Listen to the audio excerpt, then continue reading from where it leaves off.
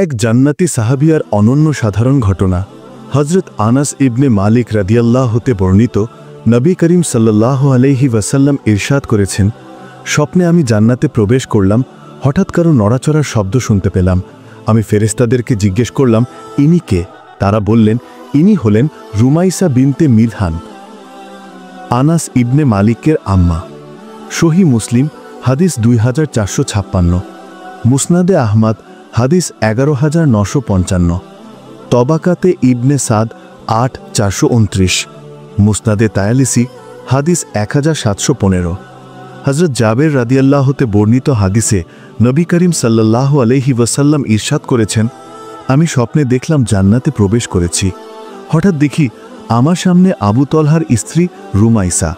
সহি বুখারী হাদিস 3679, মুসনাদে আহমদ হাদিস 15002, সহি ইবনে হিব্বান হাদিস 7084, সুনানে নাসাই কুবরা হাদিস 8124। হযরত রুমাইসা বিনতে মিলহান আনসারিয়া রাদিয়াল্লাহ এর উপনাম হল উম্মে সুলেইম।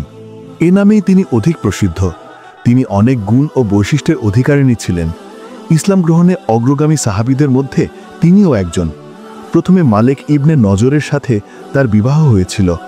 সেই ঘরেই হযরত আনাস রাদিয়াল্লাহ জন্মগ্রহণ করেন। তার ইসলাম গ্রহণে ক্রুদ্ধ হয়ে স্বামী মালিক ইবনে নজর দেশ ত্যাগ করে সিরিয়ায় চলে যায় এবং সেখানেই তার মৃত্যু হয়। পরবর্তীতে তিনি হযরত আবু তলহা রাদিয়াল্লাহর সাথে বিবাহ বন্ধনে আবদ্ধ হন। হযরত উম্মে সুলাইমের দ্বিতীয় বিবাহ হযরত আবু তলহার সাথে সম্পর্কে হযরত আনাস রাদিয়াল্লাহ বর্ণনা করেন, ইসলাম গ্রহণের পূর্বে হযরত আবু তলহা উম্মে সুলাইমকে বিবাহের প্রস্তাব দেন।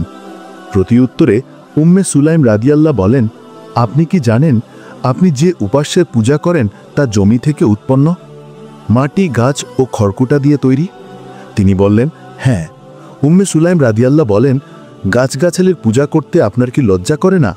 আমি ইসলাম গ্রহণ করেছি। আপনি যদি আমার ধর্মের অনুসরণ করেন তবেই আমি আপনাকে বিবাহ করব। আপনার ইসলাম গ্রহণ করাটাই আমার মোহর। আমি এছাড়া আর কোনো মোহর চাই না। তিনি বললেন, ঠিক আছে, আমি ভেবে দেখি। তারপর তিনি ফিরে এসে বললেন, আমিও আপনার ধর্মের অনুসারী। কালিমা পড়ে তিনি মুসলমান হয়ে গেলেন এবং উম্মে সুলাইমকে বিবাহ করেন। সুনানে নাসাই হাদিস 3340, মুসান্নাফে আব্দুর রাজ্জাক হাদিস 10117। হযরত আনাস রাদিয়াল্লাহ যখন 10 বছর বয়সে উপনীত হলেন, তার আম্মা হযরত উম্মে সুলাইম তাকে নিয়ে রাসূলের দরবারে আগমন করলেন এবং বললেন, ইয়া রাসূলাল্লাহ, এই আমার ছেলে আনাস আজ থেকে আপনার খেদমত করবে। তখন থেকেই আনাস রাদিয়াল্লাহ নিয়মিত রাসূলুল্লাহ সাল্লাল্লাহু আলাইহি ওয়াসাল্লামের খেদমত করেছেন। হযরত আনাস রাদিয়াল্লাহ বলেন, আল্লাহ তাআলা আমার আম্মাকে উত্তম বিনিময় দান করুন। তিনি আমাকে উত্তমভাবে লালন পালন করেছেন। হযরত আনাস রাদিয়াল্লাহ বর্ণনা করেন, নবী করিম সাল্লাল্লাহু আলাইহি ওয়াসাল্লাম উম্মে সুলাইম ও কিছু আনসারী মহিলাকে যুদ্ধে নিয়ে যেতেন যুদ্ধাহতদের সেবা শুশ্রূষা ও পানি পান করাতে। হুনাইনের যুদ্ধে তিনি খঞ্জর হাতে নিয়ে রণাঙ্গনের দিকে এগিয়ে গেলেন। আবু তালহা রাদিয়াল্লাহ বললেন, ইয়া রাসূলাল্লাহ, এই যে উম্মে সুলাইম, তার হাতে খঞ্জর। উম্মে সুলাইম বললেন, কোনো মুশরিক আমার নিকটবর্তী হওয়ার চেষ্টা করলে আমি এটা দিয়ে তার নাড়িভুড়ি বের করে ফেলব। হাদিস, ইতিহাস ও জীবনী গ্রন্থগুলোতে তার বীরত্ব, সাহসিকতা, ধার্মিকতা, প্রজ্ঞা ও বুদ্ধিমত্তার অনেক ঘটনা বর্ণিত হয়েছে। তবে তিনি মুসিবতের সময় ধৈর্যশীলতা ও বুদ্ধিমত্তার যে অনন্য দৃষ্টান্ত স্থাপন করেছেন, ইতিহাসের পাতায় তার নজির খুঁজে পাওয়া সত্যিই কঠিন। ইমাম বুখারী রাহমু তার বিখ্যাত হাদিস গ্রন্থ সহিহ বুখারীতে তার এই ঘটনার শিরোনাম করেছেন এভাবে, মুসিবতের সময় যিনি তার মর্মবেদনা প্রকাশ করেন না। তার সেই ঘটনার বিবরণ এরূপ, হযরত আবু তালহার সাথে উম্মে সুলাইমের বিবাহ হওয়ার পর তাদের খুব সুন্দর ফুটফুটে একটি পুত্র সন্তান জন্মগ্রহণ করে। তার নাম রাখা হয় উমাইর। তার ছোট্ট একটি পাখিও ছিল যার সাথে সে খেলত। রাসূলুল্লাহ সাল্লাল্লাহু আলাইহি ওয়াসাল্লাম মাঝে মধ্যে সেই শিশুটির সাথে কৌতুক করতেন এবং বলতেন, হে উমাইর, তোমার বুলবুলির কি খবর? আবু তলহা রাদিয়াল্লাহ তাকে অত্যাধিক ভালোবাসতেন। একদিন ছেলেটি অসুস্থ হয়ে পড়ল। আবু তলহা রাদিয়াল্লাহ এ নিয়ে খুব চিন্তিত হয়ে পড়লেন, এমনকি অস্থির হয়ে পড়লেন। তার অভ্যাস ছিল প্রতিদিন সকাল সন্ধ্যায় তিনি রাসূলুল্লাহ সাল্লাল্লাহু আলাইহি ওয়াসাল্লামের দরবারে আসা যাওয়া করতেন।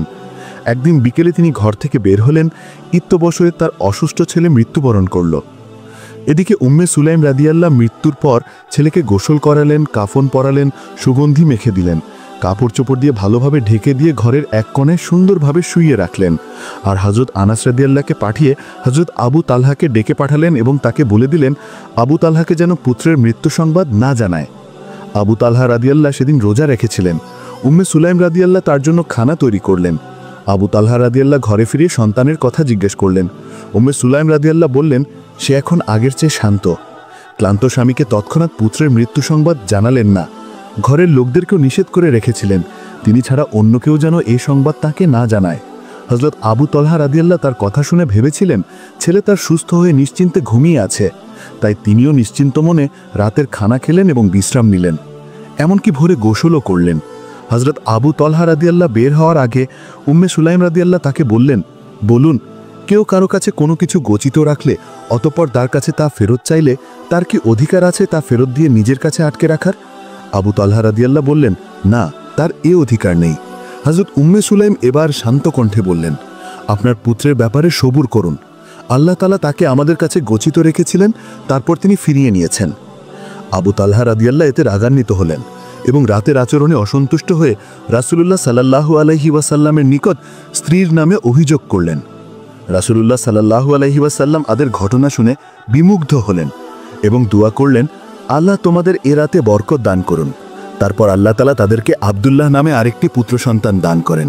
সেই আব্দুল্লাহ ইবনে তালহাকে পরবর্তীতে আল্লাহ তাআলা 7 পুত্র সন্তান দান করেন, যার প্রত্যেকেই কুরআনের আলেম হয়েছেন।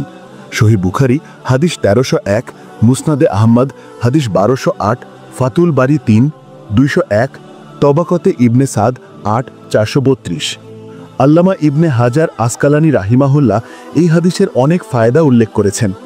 প্রথমে তিনি উম্মে সুলাইমের বৈশিষ্ট্য ও মহত্ব বর্ণনা করেছেন যে তিনি উক্ত ঘটনার মাধ্যমে তার প্রজ্ঞা, বুদ্ধিমত্তা, সহিষ্ণুতা ও নেক গুণাবলীর পরিচয় দিয়েছেন। প্রথমে স্বামীকে পুত্রের মৃত্যু সংবাদ না জানিয়ে তাকে নিশ্চিন্তে রাত্রি যাপনের সুযোগ দিয়েছেন। সন্তানের মৃত্যুকে গচ্ছিত বস্তুর ফেরত নেওয়ার সাথে উদাহরণ দিয়ে শোকার্ত স্বামীকে যেমন সান্ত্বনা দিয়েছেন, তেমনি আল্লাহর ফয়সালাকে সন্তুষ্ট চিত্তে মেনে নেয়ার শিক্ষা দিয়েছেন। আল্লাহ তাআলা যখন তার উদ্দেশ্য ও নিয়তের সততা সম্পর্কে জানলেন, তার মর্যাদা বৃদ্ধি করলেন এবং তিনি আল্লাহর রাসূলের বরকতের দোয়া লাভ করলেন। এক্ষেত্রে শিক্ষণীয় বিষয় হল আল্লাহ তাআলার ফয়সালাকে সন্তুষ্ট চিত্তে মেনে নেয়া, বিপদ আপদে ধৈর্য ধারণ করা এবং আল্লাহর কাছে উত্তম বিনিময় প্রত্যাশা করা, প্রয়োজনের ক্ষেত্রে দ্ব্যর্থবোধক বাক্য ব্যবহার করা, স্বামীর সন্তুষ্টির জন্য সাজসজ্জা গ্রহণ করা ইত্যাদি বিষয়ে ইসলামিক ভিডিও পেতে আমাদের চ্যানেলটি সাবস্ক্রাইব করে রাখুন।